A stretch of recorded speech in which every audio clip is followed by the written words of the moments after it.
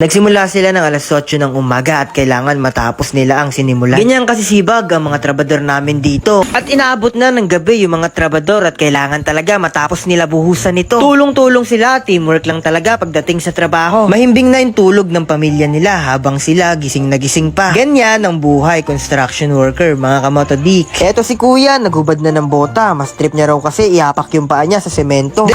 Tulong-tulong lang sa paggawa ng mansyon, mga kamotodik. 6 na buwan na lang matatapos na ang Motodik Mansyon at excited na kami ng pamilya ko. Habang tinatayo ang bahay, nag-iipon pa rin kami ng pera para mapatapos ito. Kaya shoutout sa mga trabador natin dyan. Asahan ninyo kapag nabuo na ng maayos itong bahay namin, ay may bonus kayo sa akin. Nagsimula sila ng alas 8 ng umaga at kailangan matapos nila ang sinimulan. Ganyan kasi sibag ang mga trabador namin dito. Kaya tuwang-tuwa ko habang pinapanood sila. Alam ko nakakapagod yung trabaho nila pero ganyan talaga, buwis buhay para lang may taguyod ang pamilya. Lahat sila may kanya-kanyang ginagawa at si architect na yung bahala sa kanila kung saan sila nakatoka. Nagpapasalamat talaga ako sa mga tao na ito kasi kung wala sila, hindi mabubuo ang bahay na to. Lahat sila ay tulong-tulong sa paggawa para lang may tayo ang Motodik Mansyon. Kwento sa akin ni Bayaw, alas 8 daw sila nagsimula at sa tingin niya daw matatapos ito ng alas 10 ng gabi or alas 12. Ganito kalapad ang kailangan nila buhusan ng semento. Yan ang plano ni architect at ni foreman na kailangan nila matapos ngayong araw. Bawal ang kuskus balungos, mga kamotodik, dahil bawal itigil ang pagbuhos ng semento. Kaya pagpatak ng alas 12 ng hapon ay nagsimula na sila magmix ng semento. Tulong-tulong na mga tao para may akyat ang semento at maibuhos nila dito. Mahirap ang trabaho nila pero kailangan talaga. Kaya maraming salamat sa kanila kasi kung wala talaga yung mga tao na to, hindi mabubuo yung bahay namin. At inaabot na ng gabi yung mga trabador at kailangan talaga matapos nila buhusan ito. Tulong-tulong sila, teamwork lang talaga pagdating sa trabaho. Mahimbing na yung tulog ng pamilya nila habang sila gising na gising pa. Ganyan ang buhay construction worker, mga kamotodik. Eto si kuya, naghubad na ng bota. Mas trip niya raw kasi iapak yung paa niya sa semento. Dire-diretso lang ang trabaho kahit na medyo antok pa. Kailangan talaga para sa pamilya. Ito na lang.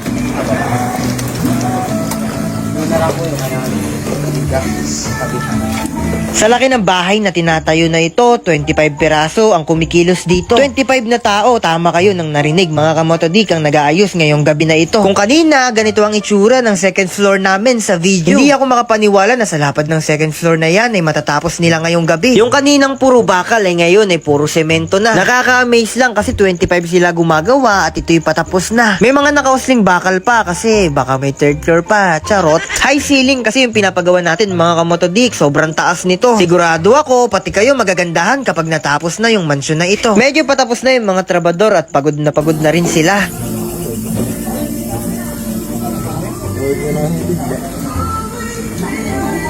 Nakaka-excite lang, mga kamotodik, na malapit na matapos ang second floor namin. Konting panahon na lang, mga kamotodik, at matatayo na itong Motodik Mansyon. 6 na trabador ang nakapwesto dito sa taas bago matapos ito. Lahat sila ay nandito sa dulo kasi nabuhusan na nila sa gitna ng semento.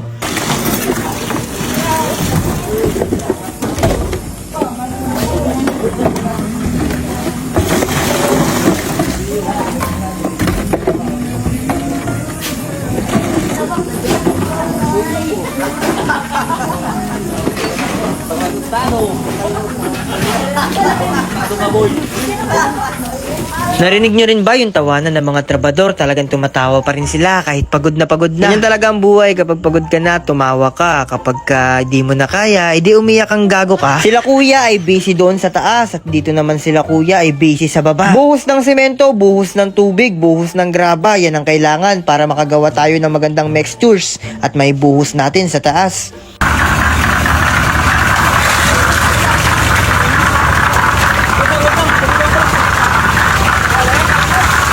Tulong-tulong lang sa paggawa ng mansyon, mga kamotodik. 6 na buwan na lang matatapos na ang Motodik Mansyon at excited na kami ng pamilya ko. Wala man kami sa lugar kung saan tinatayo yung bahay namin pero excited na kami. Habang tinatayo ang bahay, nag-iipon pa rin kami ng pera para mapatapos ito. Kaya shoutout sa mga trabador natin dyan. Asahan ninyo kapag nabuo na ng maayos itong bahay namin, ay may bonus kayo sa akin. Sa laki ng bahay na ito ay malaking pera din yung ginastos namin dito. Hanggang dito na lang muna yung video natin, mga kamotodik. Goodbye, Motodik is here. Kita-kita na lang ulit ulit tayo sa sunod na video. Paalam! Pauwi ko nga lang pala ng bahay at kaka-withdraw lang natin ng 3 milyon. Nanalo kasi tayo ng 4 million mga kamotodik sa PH Pasay. Kaya kung gusto mo manalo at pumaldo, tuturuan kita. Register ka lang, ilagay mo yung phone number mo. Ilalagay mo rin yung password mo. At kung makikita ninyo mga kamotodik, 20,000 pesos yung tinaya natin dyan. Tapos, pipili lang tayo ng gold bar at iiwasan natin yung mga bomba. At kung makikita ninyo mga kamotodik, yung 20,000 natin naging 63,000 na kagad. Ganun lang kadali. Naging 63,000 na kagad. Kaya sa mga gusto magkapera at sumubok sa laro na ito, mga kamotodik, hanapin nyo lang sa comment section dahil nandyan yung link. Paalala, bawal nga pala ito sa mga batang wala pang bulbol.